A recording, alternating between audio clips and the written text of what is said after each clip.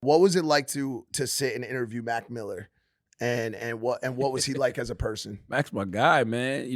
That's Mac was my friend, and he was my friend because we all started same thing with show. We all started at MTV2 together. Like if you go back and you watch, like Mac Miller had a TV show on MTV2. Yep. It was a reality show Yep. based on his life. I think it was Mac Miller and the Most Dope Family. Yep.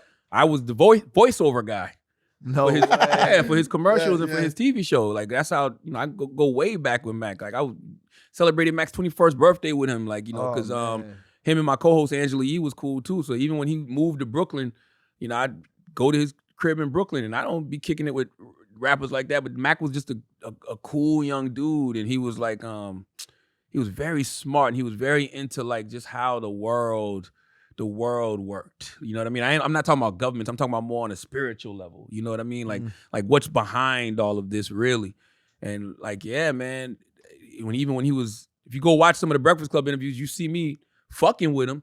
Cause I'm like, yo, you better not be back on drugs. Like, and he would always talk about how I check on him, make sure he was clean, stuff like that. And he was just a really, really good dude, a really, really dope spirit. And I'm not one to lie about that, because there's some people that I know when they die and you ask me about him, I'm gonna tell you he was a fucked up person. Yeah. Mac Miller was not one of those people. He was actually a really, really good human who just wanted to like bring people together in a real way, And it's just like, man, you see people succumb to, their substance abuse issues, and you just feel bad because you just like, man, I wish that he would have gotten the help that he needed while he was here. And it's not like he wasn't trying to get that help.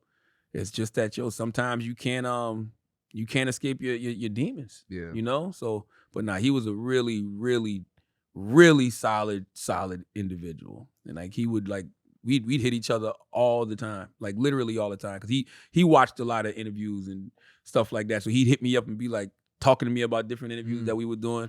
He'll send me music early to listen to. Like he was a really good dude.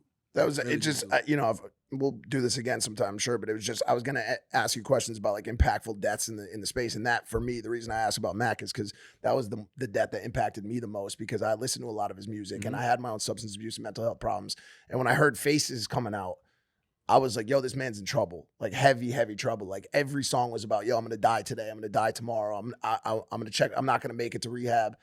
And he always said he didn't want to join the 27 Club, and he didn't even make it. Nah. Died at 26. He was a hip hop head too. Like Mac, I remember one time Mac called me and What's that? I thought he was 27. No, it's 26. He didn't even make it.